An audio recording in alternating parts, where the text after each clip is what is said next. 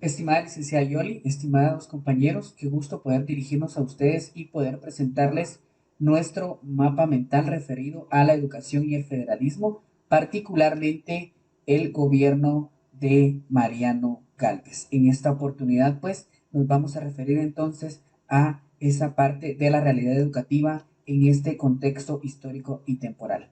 Y pues vamos a partir entonces de ese contexto económico y político, el cual va a estar caracterizado por los siguientes puntos o elementos. Vamos a tener un conflicto liberal conservador, por lo tanto va a existir también un dominio hegemónico de la iglesia, va a existir una lucha liberal por el poder, también va a existir una inestabilidad política, así como organización de los grandes terratenientes.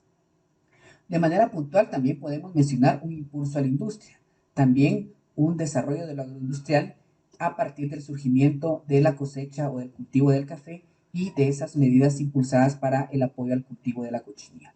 También van a existir reformas económicas con afección a los grupos más poderosos y que por supuesto va a estar caracterizado también por el apoyo al pueblo en general, así como la regulación de la contratación de mano de obra, la regulación sobre la tierra, la reforma al régimen fiscal, así como también la supresión del diezmo. En cuanto al ámbito legal, podemos mencionar la promulgación del Código Civil, así como también aspectos importantes del matrimonio civil, sistema de jurados y habeas corpus. Muy bien, en cuanto a niveles educativos dentro de este contexto, podemos mencionar lo siguiente. En cuanto a educación primaria, vamos a tener en un primer momento la educación superior o educación primaria superior, que va a tener dentro del pensum gramática castellana, dibujo lineal, elementos de historia y geografía, geometría, ciencias físicas e historia natural. Dentro de esa educación primaria elemental vamos a tener lectura, escritura, cuarto primaria, por ejemplo, va a tener reglas de aritmética, instrucción moral y religiosa, conocimiento de las pesas y medidas. También la educación primaria del federalismo se va a caracterizar por una obligatoriedad, así como gratuidad. En este caso, pues va a cumplir con las aspiraciones oficiales e implementar por doquier la cultura. También la educación primaria del federalismo va a estar caracterizada por una laicidad, es decir, una educación que no va a estar priorizada prácticamente ese aspecto religioso, ¿verdad? En cuanto también va a haber una separación de actores como padres de familia y sacerdotes. También dentro de este contexto de la educación primaria podemos mencionar a la escuela lancasteriana, ¿sí? Que va a procurar la elevación cultural de las grandes masas, siempre con un bajo costo, así como también va a utilizar alumnos aventajados como auxiliar del maestro. Sin embargo, es importante mencionar que esta ventaja pues se va a lograr previamente. Podemos mencionar entonces también que en este caso la escuela lancasteriana va a ser un éxito especialmente en la ciudad capital. En la provincia pues va a existir una oposición por padres de familia porque no van a aceptar que sus hijos tengan una función de docente, ¿verdad? También en cuanto al profesor, la escuela lancasteriana pues va a significar un aumento en las actividades laborales y pues el salario tampoco va a mejorar. En cuanto a la educación secundaria, podemos mencionar que las asignaturas o materias van a ser las siguientes: gramática castellana, lengua latina, geografía y cronología, historia eclesiástica y profana, retórica y bellas artes, elementos de aritmética, álgebra y geometría, matemáticas puras superiores, lógica y metafísica, moral y derecho, derecho público y constitución, economía, política y estadística. De igual manera, vamos a observar dentro de la educación secundaria ese otorgamiento de becas, especialmente esas becas denominadas guadalupanas, que van a estar dirigidas a la población de escasos recursos. Van a ser utilizadas también o se van a otorgar para estudiar en el Colegio Seminario Tridentino. También becas se van a dar a docentes para formarse en el método lancasteriano, que era importante para esta administración. También se van a otorgar becas para estudiantes, en este caso, que van a cumplir con la característica de ser sobresalientes. En este contexto de la segunda instrucción podemos mencionar también a un centro educativo en particular, como lo es el Colegio Infantes de Nuestro Señor de San José, que tenía dentro de su población estudiantil 9 becarios y 11 pensionistas. También podemos mencionar dentro de la educación secundaria al Colegio Seminario Tridentino, que va a tener una población aproximada de 150 alumnos internados y 18 externos. De estos, pues, varios eran de la República y también existían o habían estudiantes que eran de otros países. También vamos a ver que el Colegio Seminario Tridentino va a tener un pensum de educación secundaria específico que se va a componer de asignaturas como matemáticas, física y lógica, sagrada escritura, teología, dogmática, humanidades y retórica, metafísica y ética. También va a formar en latín y sección de primeras letras, así como en idiomas extranjeros como inglés y francés. De igual manera, también en esta parte de la educación secundaria va a haber influencia del método lancasteriano, toda vez que se va a dar la creación de la Escuela Normal Lancasteriana. En cuanto a cobertura en la educación secundaria, vamos a ver que se establecen en la capital los colegios llamados departamentales. En cuanto a la educación superior, podemos mencionar que en este contexto se va a dar una transformación de la Universidad de San Carlos de Guatemala, se va a dar una eliminación del marasmo medieval y de la religiosidad. Por tanto, se va a constituir entonces una academia de estudios que va a estar integrada por docentes e intelectuales destacados.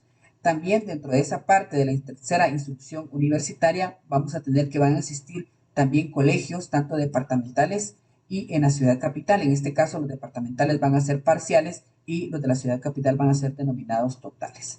En cuanto a las carreras que van a existir para ese momento sin transformación, podemos mencionar las siguientes, que van a existir las carreras de sacerdote con cursos como teología, instituciones dogmáticas, fundamentos de religión. La carrera de médico va a incluir los cursos de medicina, anatomía y cirugía.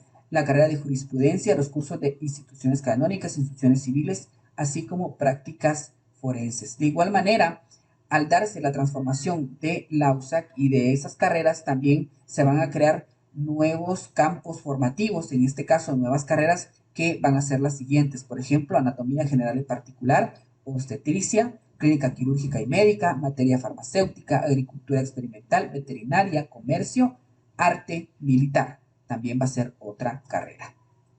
Pero hablemos un poco del aspecto cultural.